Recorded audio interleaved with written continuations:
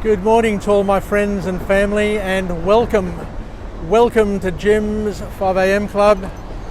It's morning tea time.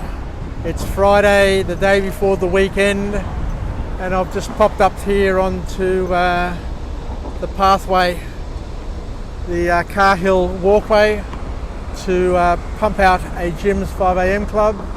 And as you can see, it is a perfect Sydney autumn day. There's a gentle breeze, there's not a cloud in the sky, and the city is starting to come alive. Anyway, let's pump out a book summary, and today's book summary is entitled The Advice Trap by Bungay Stamier. I guess the big question that I've got to ask is, when was the last time somebody asked you for your advice? Probably never. And yet, most people go out of their way to try and give advice to people without understanding that nobody's interested in the advice that you have to give.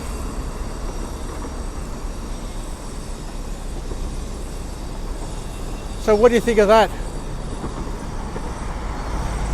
So the author here talks about a thing called the advice monster. And the advice monster believes that you're better than the other person. And because most people happen to think that they're better than everybody else, they take it upon themselves to be the advisor, to take it upon themselves to consider themselves to be the best thing that the other person has ever got in their lives, and to take on the role of advisor, only to turn out to become a monster that the other person or the other people can't contain and can't control, and just try and steer clear of every time they see them coming from a distance.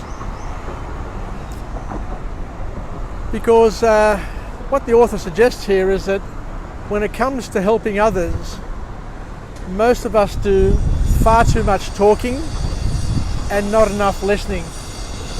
So we've got absolutely no idea what the other person's on about or what their needs are, because all we want to do is impose our own views on the other people around us.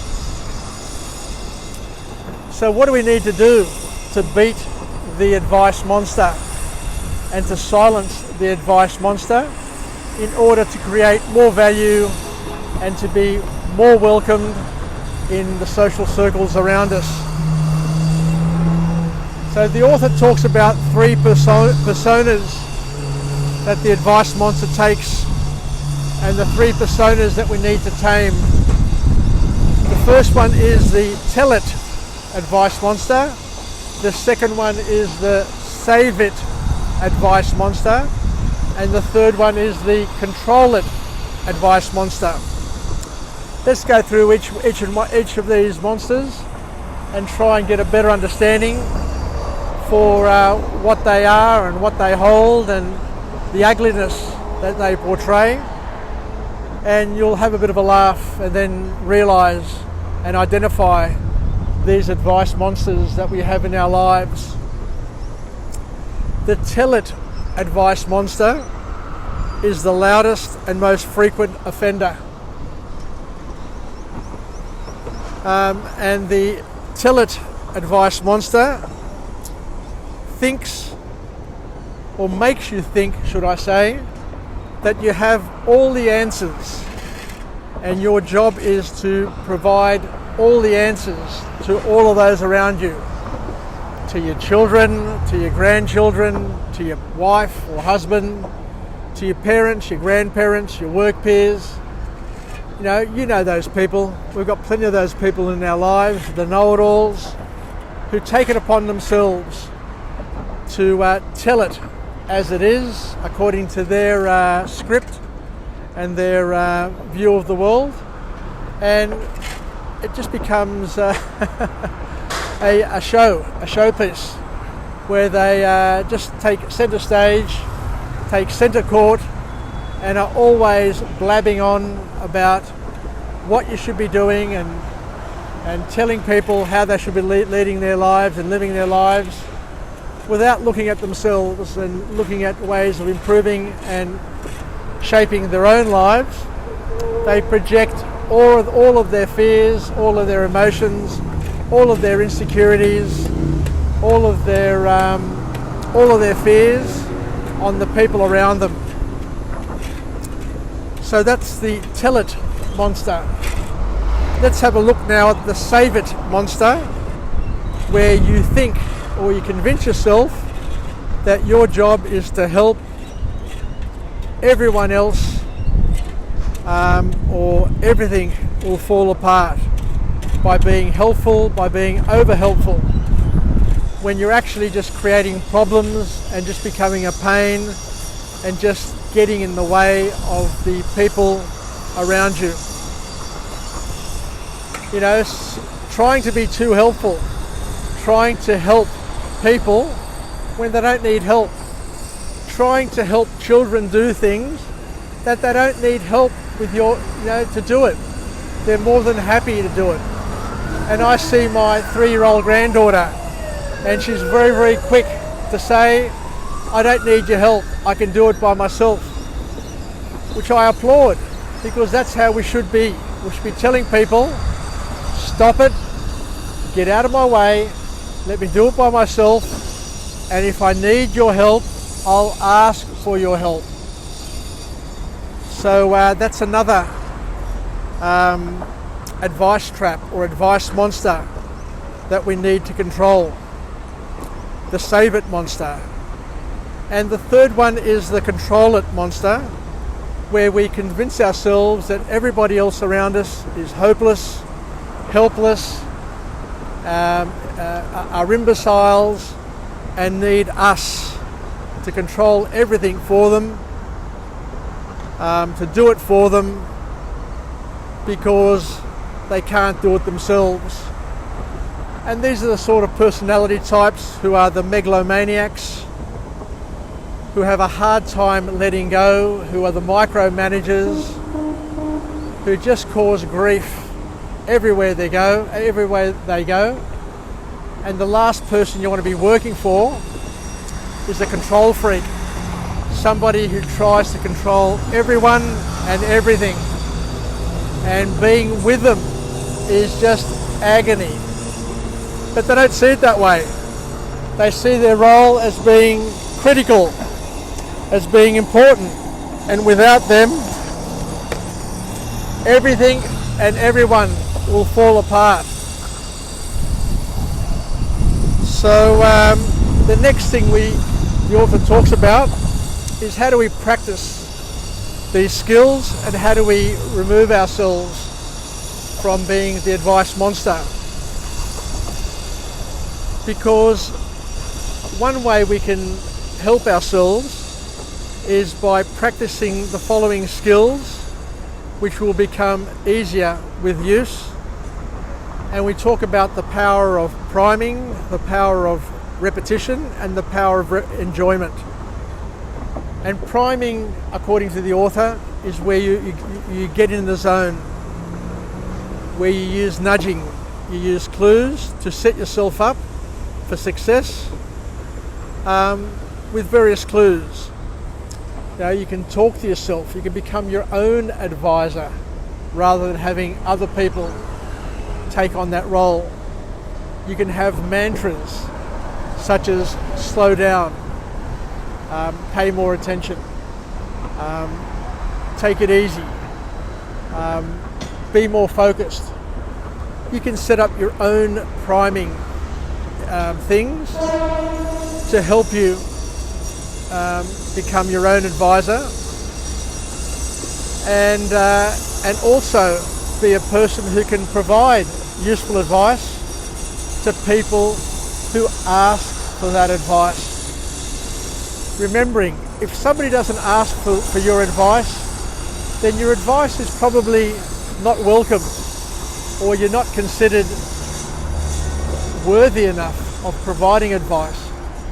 And if you push your advice onto people, you're just going to become painful, and they're going to want to avoid you at all costs, which is what you don't want to do. So the author also talks about having routines and a reward loop, so that when you're practicing giving advice to those who ask for your advice, or more importantly, when you're advising yourself, then you've got a little routine, a positive routine that you set up with a reward loop in it as well. But if you're asking, if you're providing advice to somebody, or if somebody asks you for advice, and don't forget, there are a lot of people who are opinion shoppers, will come and ask you for your opinion, but they're only shopping around. So what you need to be able to do with these people to sort them out is to always ask a simple question to that person. How useful was the advice that I have provided you at the end of the session? And that way, through honest feedback, you'll know whether your advice is welcomed, is on track, or has just been a waste of time, and they're, as I said before, just opinion shopping to try and find somebody who's going to give them advice which they already have, or they're already looking for in terms of the outcome themselves. So the final thing that comes out of this book is that we need to learn to become generous when talking to others. So how do you become generous when you're talking to others? And generosity is more than just giving things to other people. It's more than giving gifts. It's about giving things other than things to people, and it's more deeper than just giving things. It's an attitude of open-heartedness,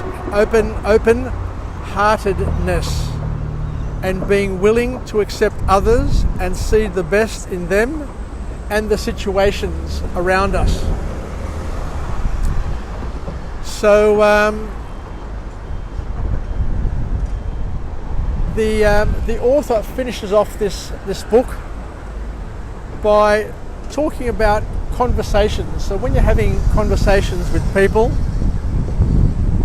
it's important to incorporate the following things. That when you give a question, or when you offer up a question to somebody or to a group, to children, to parents, to peers, always follow your question with a moment of silence.